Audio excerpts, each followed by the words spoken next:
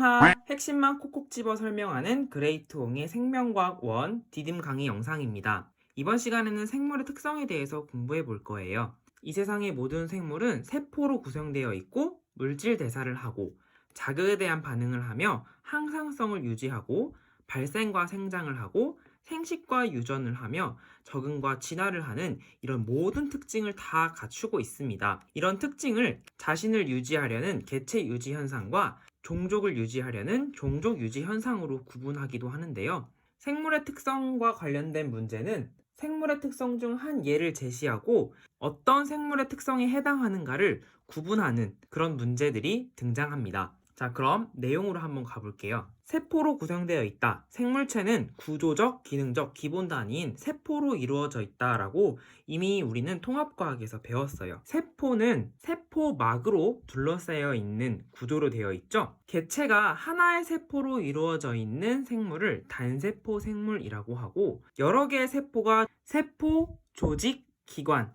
개체 이런 구성 단계가 조직적, 유기적으로 개체를 구성하는 생물을 다세포 생물이라고 합니다. 단세포 생물의 예는 대장균, 집신벌레, 아메바 등이 있고요. 다세포 생물의 예는 코끼리, 소나무, 우리가 알고 있는 동물과 식물들이 여기에 해당됩니다. 원핵생물과 진핵생물로 생물을 구분하기도 하는데요.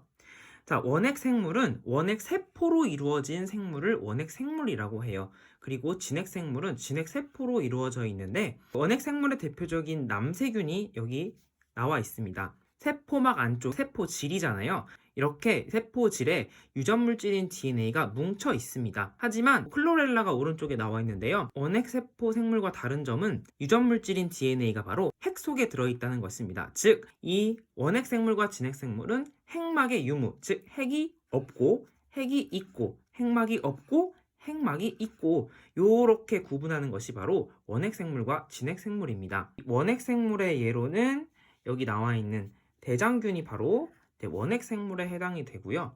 그리고 진핵생물의 예로는 집신벌레, 아메바, 코끼리, 소나무가 모두 진핵생물에 해당이 됩니다. 핵이 핵막으로 둘러싸여 있는 것처럼 이렇게 막 구조를 갖는 세포 소기관이 원핵생물은 전혀 없고 진핵생물은 있습니다. 막 구조를 갖는 세포 소기관은 핵 외에도 미토콘드리아 그리고 엽록체가 여기에 해당이 됩니다. 다음으로는 물질 대사인데요.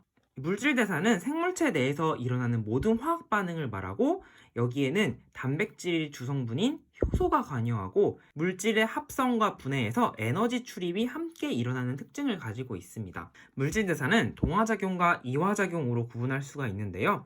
자, 동화는 함께 동, 그리고 이화는 나눌 이, 간단한 물질, 저분자 물질이라고 했고요. 그리고 복잡한 물질, 큰 물질, 고분자 물질이라고 이렇게 그림에 나와 있는데, 여기에서 에너지 출입이 일어난다고 했으니까 작은 물질에서 큰 물질을 만들어낼 때는 에너지가 필요하죠. 그래서 에너지를 흡수하는 반응이 일어나고요. 크고 복잡한 물질엔 많은 에너지가 담겨 있다고 생각하시면 돼요. 그리고 작은 물질로 나눠질 때 에너지가 방출되는 반응이 일어납니다.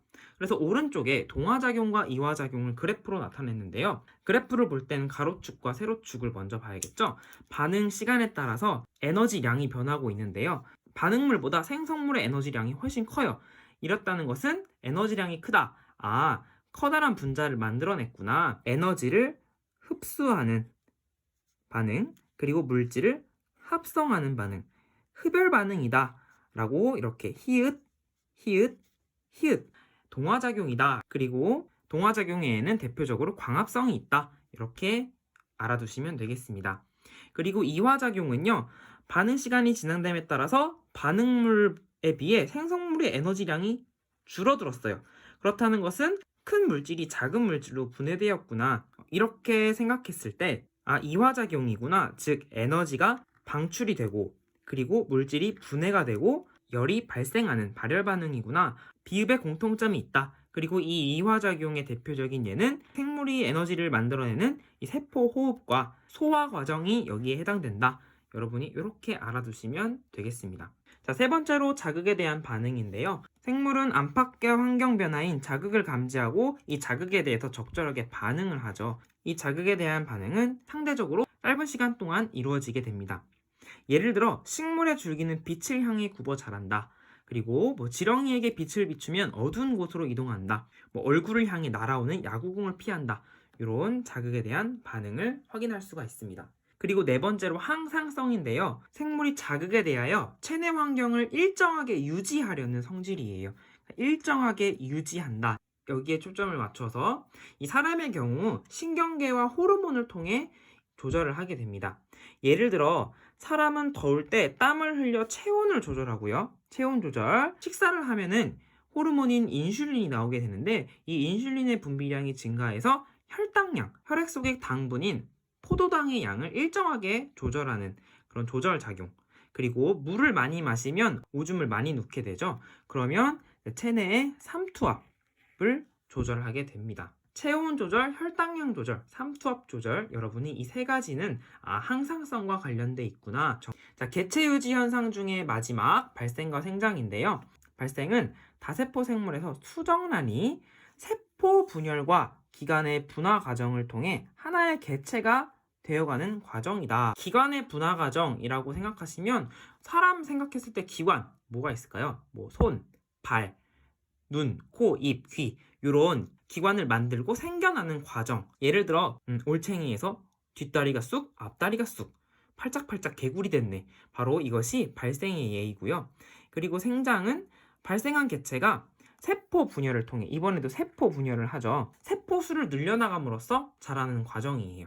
그래서 어린 개구리가 성체 개구리로 된다. 이렇게 발생과 생장이 나와 있습니다. 발생과 생장은 동시에 이루어진다. 라고 해서 발생과 생장을 따로 구분하지는 않습니다. 한꺼번에 여러분이 이렇게 알아두시면 되겠습니다. 자, 지금까지는 개체 유지 현상이었다면 생식과 유전은 종족 유지 현상에 해당이 돼요.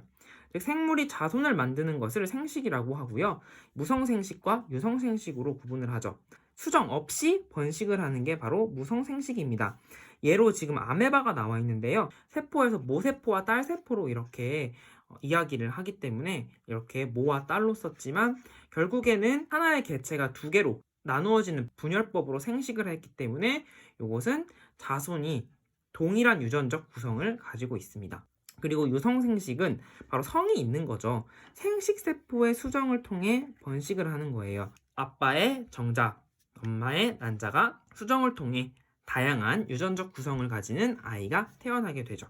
자, 이런 생식을 통해서 자손이 어버이의 형질을 이어받게 되는데요. 예를 들어 어머니가 정록생맹이면 아들도 정록생맹이 되는 이런 유전현상, A형인 부모 사이에서 O형인 자녀가 태어난다. 이런 유전현상도 유전법칙과 과계들을 통해서 설명할 수가 있습니다. 자, 종족 유지 현상에 해당되는 마지막 적응과 진화인데요.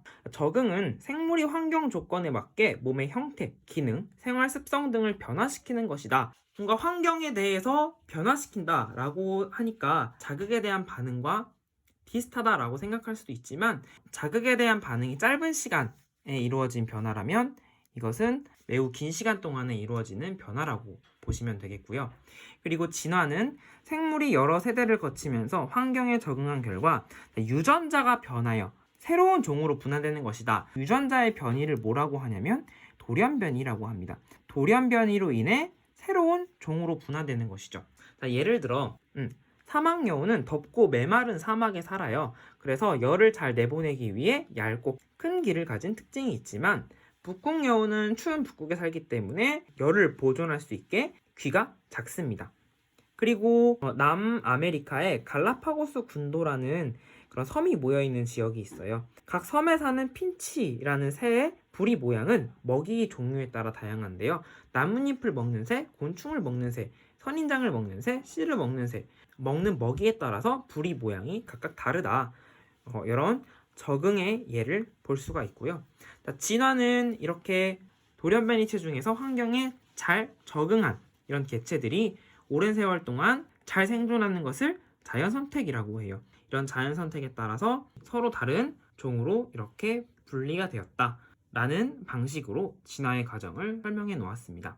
지금까지 총 7가지의 생물의 특성을 알아보았습니다. 이 생물의 특성 중 단 하나라도 맞지 않는 게 있다. 그러면 생물이 아닐 가능성이 높다라고 판단하셔도 되겠습니다. 다음 시간에는 바이러스에 대해서 공부해 보도록 할게요. 구독과 알림 설정 부탁드리고요. 지금까지 그레이트 홍쌤이었습니다. 홍빠!